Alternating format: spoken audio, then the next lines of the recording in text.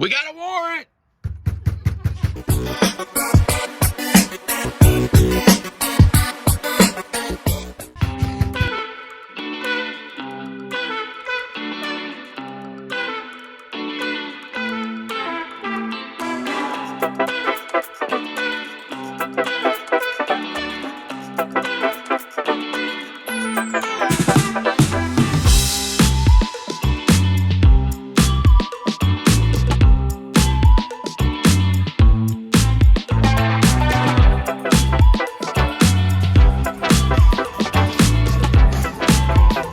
Found a Super Duty.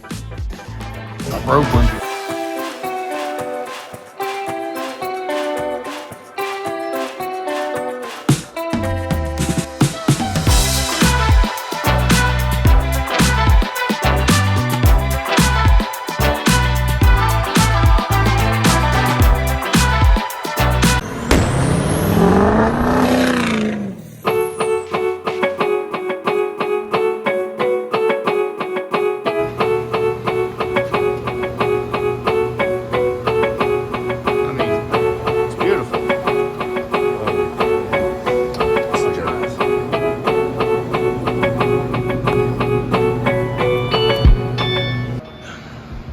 Pulled a little bit of load. We checked the oil, and guess what? Oh my God, guess what? Oh.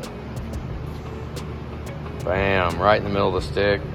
Happy as can be. She's all good. I mean, she needs brakes bad. Brakes are shot. So, you know, the punch list now, since that pump, I mean, parts fail. A part will fail. I mean, it can be good, and then it's bad, just like that. And so right now, I mean, I kind of worked her up here a little bit. I think Julie is dead set that it's the alternator. She thinks the alternator is what all that freaking noise is. So we're gonna unload this real quick. But that is really, really good news. That's really, really good. So I would call that deemed as a successful repair right there, because it's got 175 miles on it. And before I drove 30 miles and it put 3 quarts. I don't remember, damn it, but it was more in 30 miles.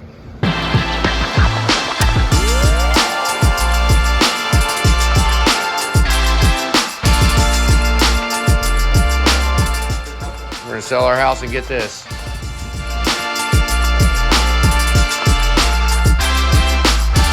Freaking perfect. Love it.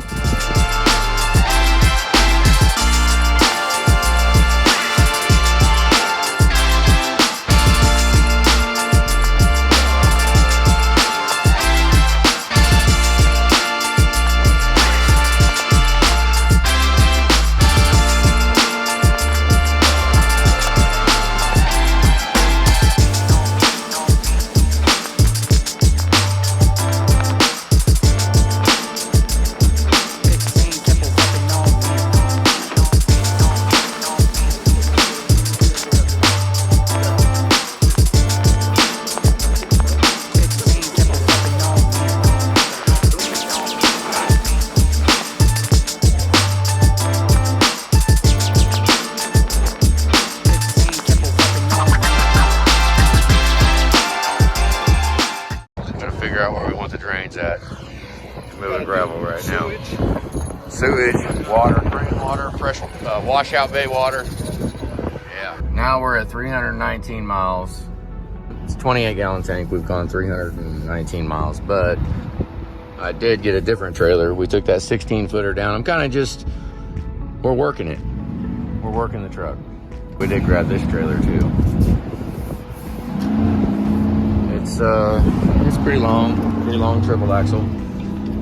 Really good engine braking. It's empty, but it gives it a little bit of a load, a little bit of work. This thing is going horribly slow.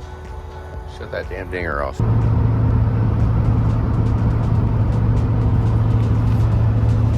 There's a 33-foot triple axle hooked to the back of this truck. Keep that in mind. Holding you on the steering wheel, not even watching. Going too fast.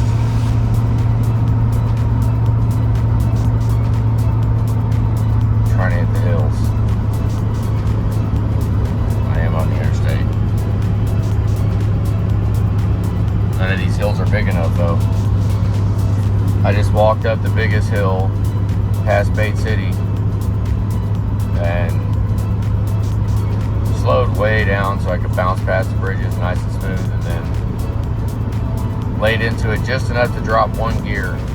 And I was going slow enough that I could hold that gear going all the way up. Because she likes to upshift. She likes to run to high gear. Whatever the tuning is on the transmission, it likes to grab that high gear. Which, okay, this is about our last chance right here. I'm gonna let all the way off on it. Off the pedal right now. Okay, gotta ease back into it, get all the torque locked in, U-joints, rear end. Here we go, here we go. One more. Let's grab one more. Oh, no, it won't give me the other one. I want to take it. It's heavy right here.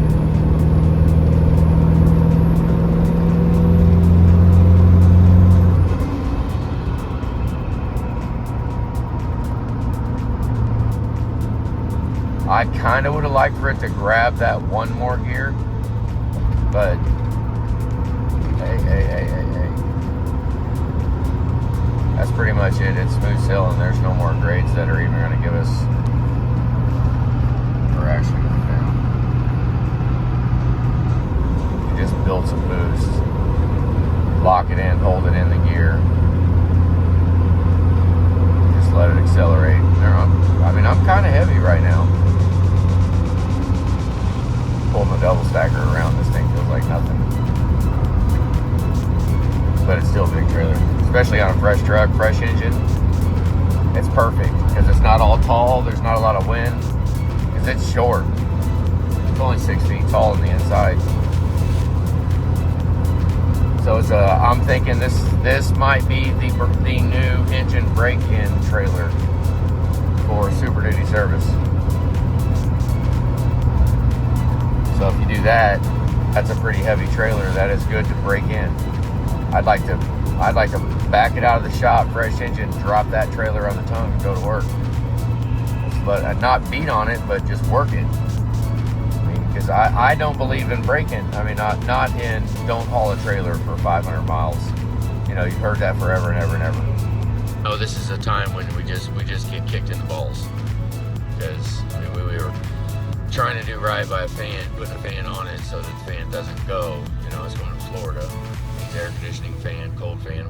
Once you've taken off from a stop and you get the fan to unlock, see, like right now, it's not locked. So once you do that, it stays unlocked until you come to a stop. That fan takes a massive amount of power away from the truck. Massive, but it also will make the air conditioning ridiculously cold. I think that's. They're an AC company. They're a engine coolant and refrigerant company. Murray is. So they probably want the air conditioner to be very cold because it would result in less warranties for them because you overcompensate on the fan. They need that kind of over attention to actually function like they should, I guess.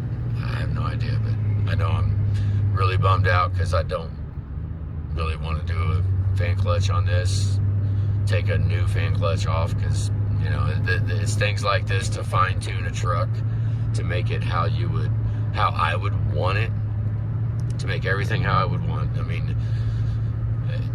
There is no amounts. There's not. Like this thing needs the smart junction box down on the floorboard in the passenger kick panel on the right. It needs that. The number one upfitter switch, I just kind of ghetto rigged a wire that is very easy to take off. Very easy. And I actually pulled the pin out of the harness and we wrapped it up, and I did not put any tape touching the factory wire.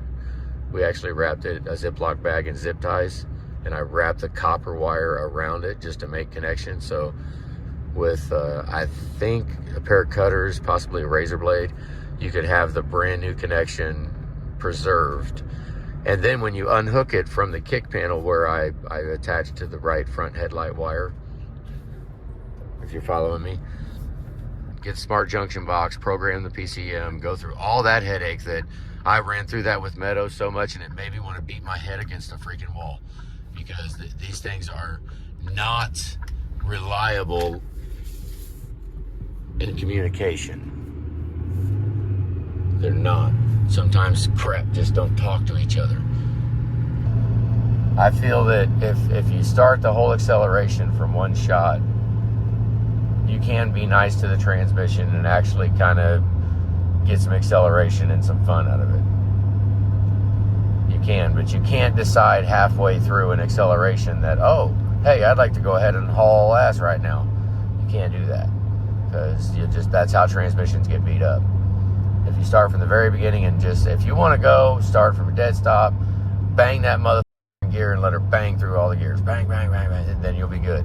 But if you want to go through first and second and then decide you want to, or third and then hammer on it and then have it drop down to second and then back up to third and then funky around a little bit, and it's a pain in the butt.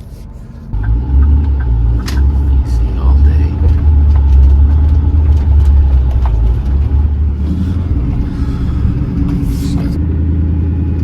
Julie was packing today. Put a bunch in the bus, I guess. I'm just about out of usable room here. Okay, so no power brakes on this. We're gonna go for a hydro boost right now. You can hear it hissing and whining and everything, and this is what we got. Really, it's a freaking core return. Jesus. So needless to say, that is not gonna work. Good thing they didn't wash it and clean it all up.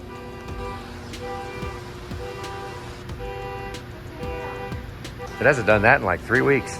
So one of the keys over there, I think the battery's dead on it. And that, every time you mess with that key, it sets the alarm off. Well, do I go ahead and take it out? Probably. See when they can get another one, because once I take it out, the truck's out of commission. We've got 450 more miles on it. We're pushing 1,000 miles on it right now. So we'll see if we can't get the brakes to stiffen up a little bit. I want to get underneath it before we take too much apart and drill out the EGT. Yeah, let's open it. So that'll work. So we'll take 1/8 inch MPT and we'll tap the manifold, thread this in there. I would go ahead and Loctite with JB Weld, because this bung right here, 1/8 inch MPT going to this bung, the edge EGT probes generally are pretty good. So I don't want to take any chance on it backing out, because, you know, it's not a flare or nothing. It just tightens down. So that right there. So we'll go ahead and get that put in, and we'll plug the hole with the EGT sensor, and let's just see how well all of the wiring underneath the truck works, because it's already got a jumper going to the OBD, and I'm not sure what the jumper is for. So we're gonna have to see. Sometimes these will not communicate through a jumper. So we can unplug the jumper, see where it's got a remote start, some other kinds. I don't know what all it has on it, but yeah, let's do this real quick. So we got the grill, tap, all set up, center punch, safety glasses. Let's get under there and do this. So center punch it right there, right about in the middle of the number 8 port.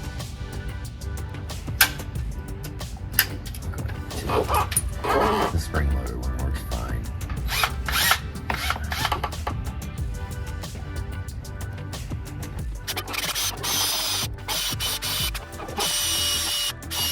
All right, is everything all good to start? I don't think I took anything apart. All right, go ahead.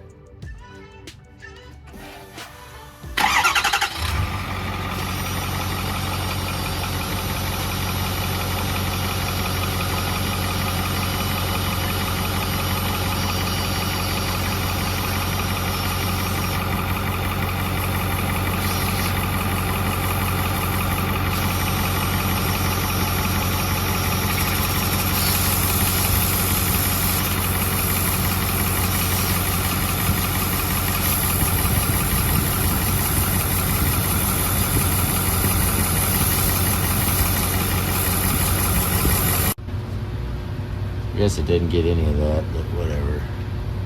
You can see the hole up there at the top. Already drilled it, fired it up, tapped it, all that. So we're gonna put this in with just a hair, like Loctite it with JB Weld is what I'm doing. Just a little assurance. We want that thing to stay in there. Ever in the world want to worry about it. Hey, you got stupid long? I thought it was. Oh yeah, it is. We'll thread this in. How about the probe?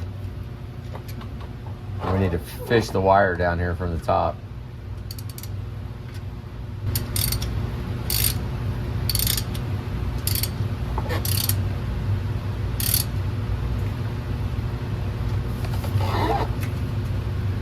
Keep it going. Keep it going.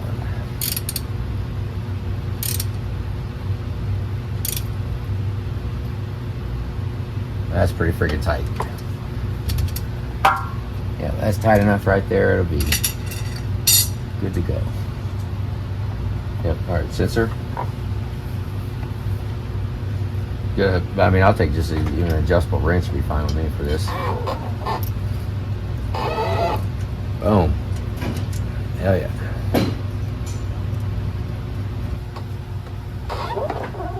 All the way back, as close to the firewall as you can. Let me find the other light. Hang on. Yep. That's good. Okay. Now that's pretty much a weatherproof connector too. We got a lot of slack, don't we? Why don't you give me... Give me one zip tie. It'll hold it out of the way. There won't be no bends in the wire. Okay, there you go. Cutters.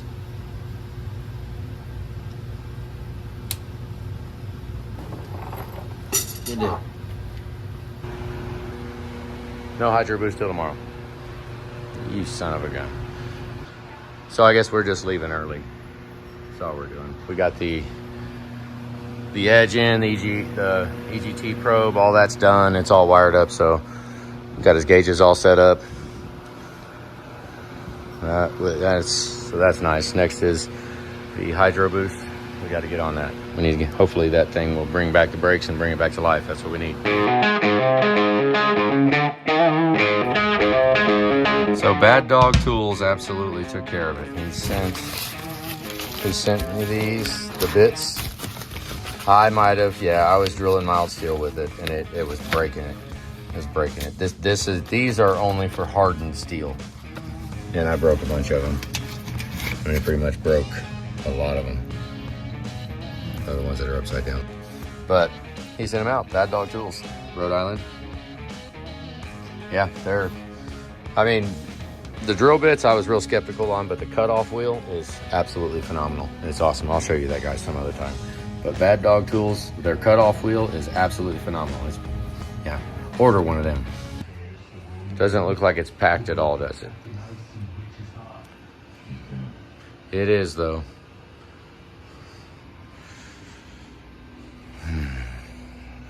Got an oil department. Over here is the trailer department. That is going for a remodel. We have a potential place that we are going to. It's a pretty big Silence of the Lambs house. I mean, if we was to take our stuff to that house, it would be pile all the stuff up and cover it with a heavy tarp. If you look, like, this is all gone. I don't know. This is going to the scrap department. I got a transmission in there. I found a transmission underneath the table. That was tools. Got some tools here. I think I'm going to shove them in the school bus. Electronics. I finally decided to put together a propane container. Tape. That's 12-volt wire. There's electronics and plumbing in there, and those scare the heck out of me because those lids come loose and your curtains. Those are what two cats that are completely asleep, like with each other, look like. There's the other one down there. What are you doing, Howie? Nothing. Gotta put this somewhere. Julie had this made. It's freaking stupid. Yeah, this thing, I don't even know what to say about this thing. I really don't know. It's, that thing, it's just, I don't know what to think. Oh, look. There's Tanner's wheels. Those can actually go on a Super Duty. That's the only set of wheels I ever bought. Those are the only teenager wheels ever bought in my life.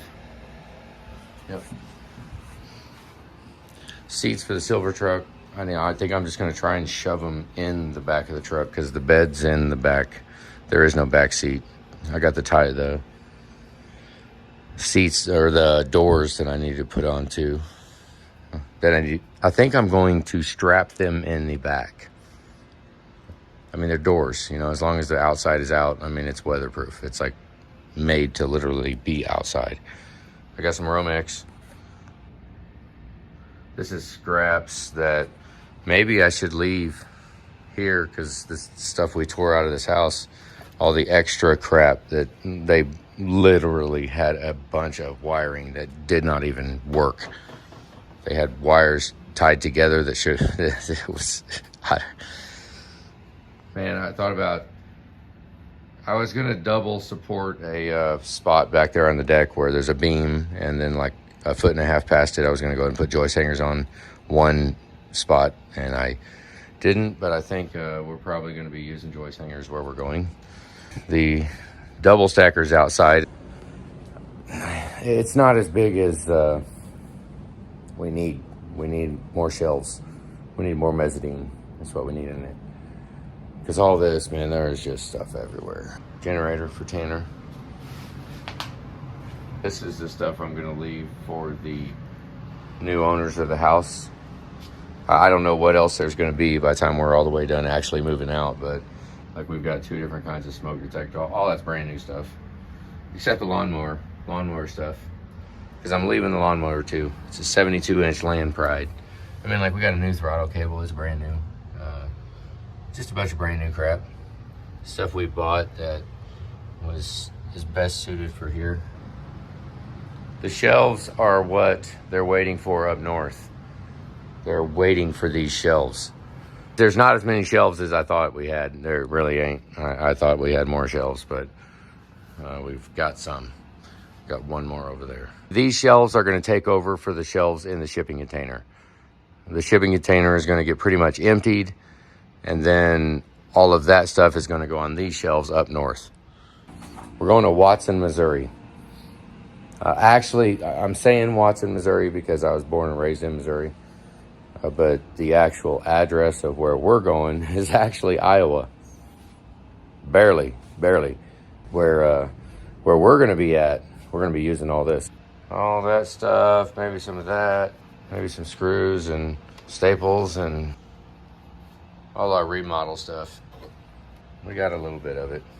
There's enough to get started on something. I mean, that's all our little, just some light bulbs. Those things, I wish they rolled better. But we got 4 of those too. They don't roll too good, but they might be useful. I think I want to get these shelves. I think we're going to put these on a table. Because outside we've got a trailer right there ready.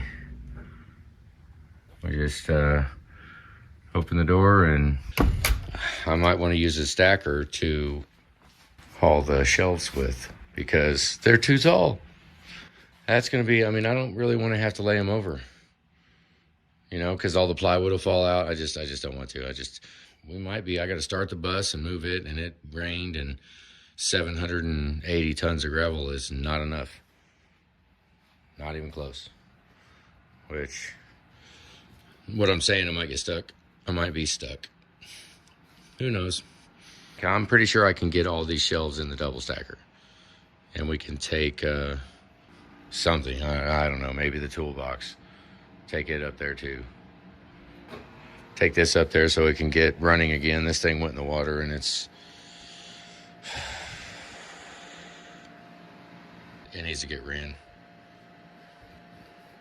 Because I spent a lot of time with this thing, and I don't want to let it go like defeated.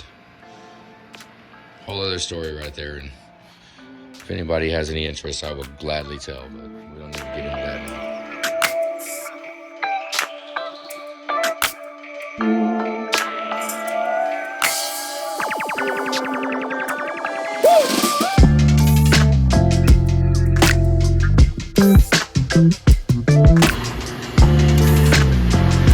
What, you learned how to shift gears?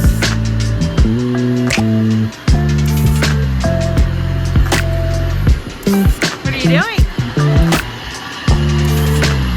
Turn it down. He just wants some momentum, so I'm gonna put this together and just let it soak today. Try to clean as much of it we can. I think I got all the bearings, cam bearings, lifters, push rods, rockers, the brand new rocker stand, rods, connecting rods. You know, throw all that on there because he, you know, it's a big investment. So right here, we got our coolant flushes. So, okay, VC9. That's original. Probably. So 1, 2, 3, 4, 5. So we got 5 flushes too. 5 flushes way back then. We need to keep all this stuff because we forget. Did you get it out? Got safety glasses on. No, you don't. Be careful. Nasty, really? Ever try to wire brush a spring? That thing catches my finger right now, it'll hurt. Especially with that end right there.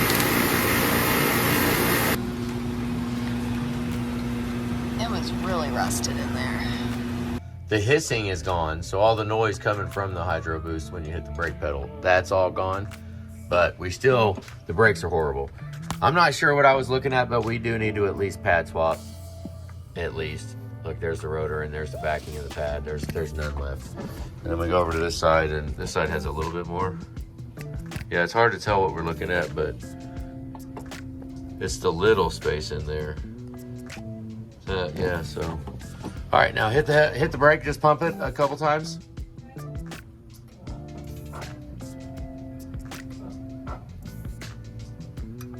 Okay, if you can see that, it's only the top piston is pushing on the brakes.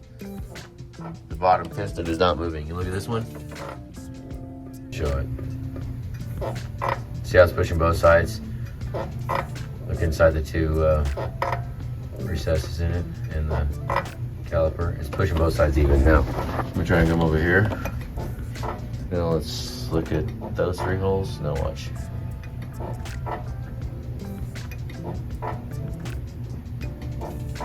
See how it's only pushing the top? The bottom one is just dragging along. It's not really doing anything. So we could be fighting ourselves with that back one, the bottom one. So I would put a new back caliper on this, new passenger side caliper. Go ahead and put pads on the back. We'll go check the front out now, right now.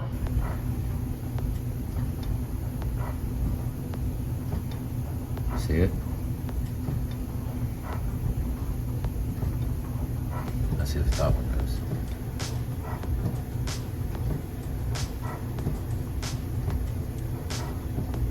Ever so slightly, but it does move. Okay, check the other side.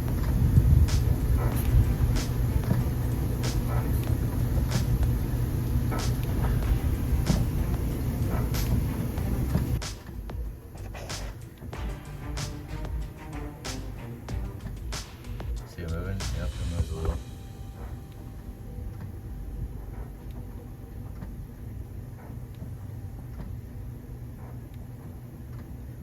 Look at the brake pads. To me, it looks like the pad right there in the middle of the screen, and that's the rotor. The pad and then the backing. So we got lots of pad on this one from what it looks like. Still might be worth taking it and see that one same way, whole bunch of pad. Okay, so the front ones, this is just a drag because something is not happy. Freaking bummer.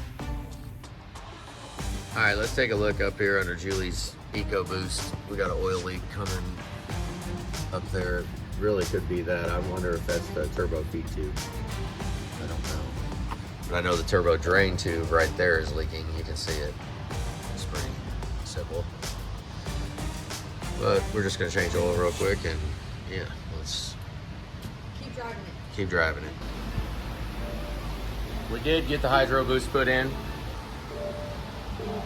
Down in there, you can kind of see it. A little shininess. But now we're gonna put smart junction box on the inside. Okay, so it's been about a month since I've done 14 of these. So I have to remember what bolts there are. You can see the little ghetto line that we put in though.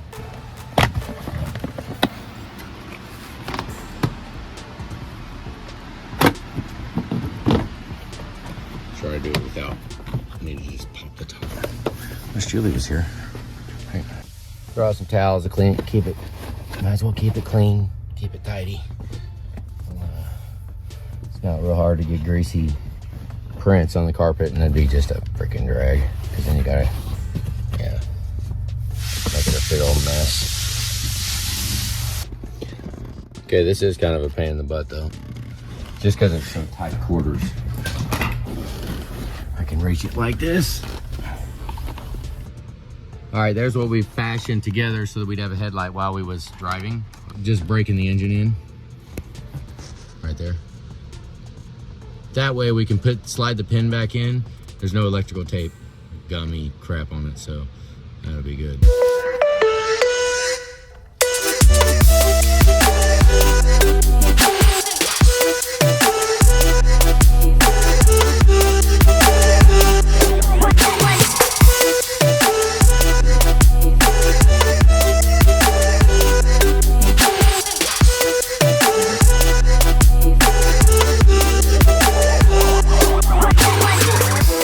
All right, it's all done.